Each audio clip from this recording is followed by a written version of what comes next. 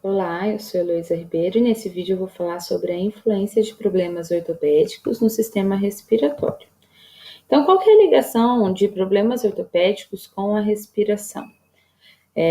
A princípio, é feita a relação apenas com as alterações no gradil costal, mas não é só isso, né? Não é só problemas relacionados à caixa torácica ortopédicos que causam alterações respiratórias, né? A gente tem que pensar que problemas ortopédicos não são só aqueles relacionados à fratura de gradil costal ou alteração articular de gradil costal para influenciar diretamente a respiração. Então, a gente tem que abrir um pouquinho mais a cabeça. Nós temos algumas preocupações, que existem elevados índices de mortalidade, principalmente aqueles provenientes de politraumatizados. Então, morre-se muito, né, após alterações ortopédicas, fraturas importantes, principalmente aqueles que têm várias fraturas associadas. E as fraturas e os procedimentos ortopédicos que impossibilitem as atividades de vida diária geram alterações diretas ao sistema respiratório. Aí você se pergunta por quê? Porque a partir do momento que você não mantém a sua atividade de vida diária rotineira, você acaba normalmente ficando mais limitado, mais acamado, mais imóvel. Isso faz com que o seu sistema respiratório não seja tão estimulado. Então, existe uma queda, por exemplo, da capacidade vital, né? Por quê? Porque você não tem necessidade de respirar profundamente, porque você não está fazendo uma atividade física, você não está mudando as suas atividades, não está realizando suas atividades rotineiras. Então, uma pessoa que tem um politrauma, por exemplo, vai ficar acamado e, consequentemente, não vai precisar respirar profundamente. Isso faz com que você tenha a queda, por exemplo, de capacidade vital. Um exemplo clássico de problema ortopédico é a fratura de fêmur em idosos, né? Normalmente a gente acredita que o paciente que tem uma fratura de fêmur não vai morrer tão facilmente, mas um idoso que faz uma fratura de fêmur, 50% desses idosos que fazem fratura de fêmur estão mortos, eles morrem em até 2 anos pós-fratura.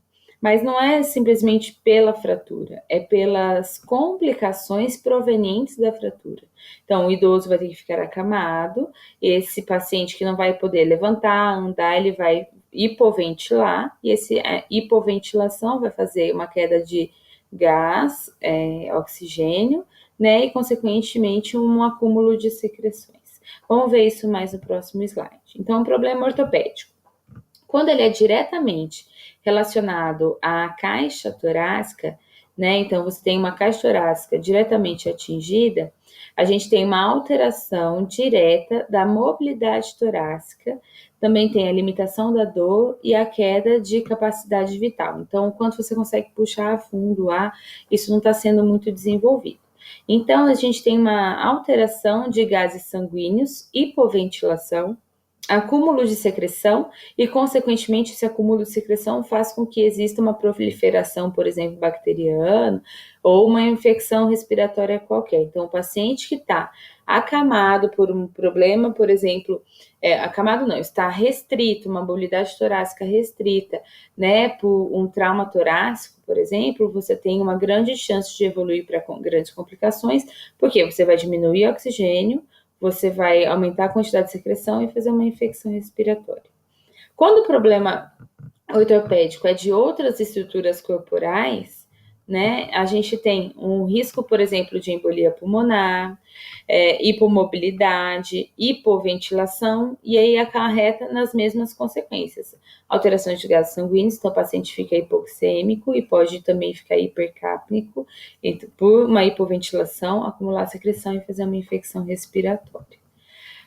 Seu tratamento, técnicas que restabeleçam uma adequada ventilação pulmonar, então não necessariamente usando o oxigênio, né? Eu preciso abrir esse pulmão e deixar fazer com que esse pulmão esteja sempre limpo e bem oxigenado.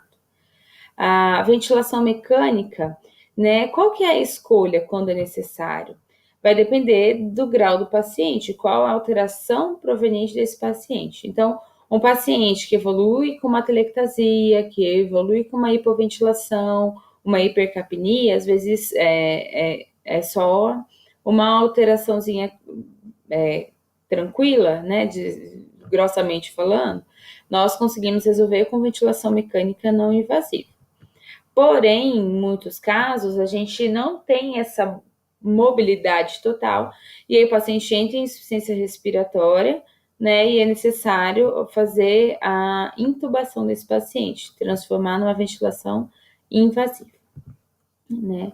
A gente também pode fazer com que o paciente tenha sempre essa higiene adequada, e quando muito difícil, ou muita dor, ou incapaz, a gente faz a tosse assistida. E as técnicas de abertura, expansão pulmonar e de higiene brônquica, como as técnicas desobstrutivas, são sempre utilizadas quando necessário. Mas o principal é a gente lembrar que o paciente deve ser mobilizado precocemente. Tem condições de sentar? Então sente, tem condições de ficar em pé, coloque. Tem condições de andar, ande. Então, mesmo com apoio, mesmo assistido, a gente tem que fazer com que esse paciente se movimente. É isso, gente. Muito obrigada.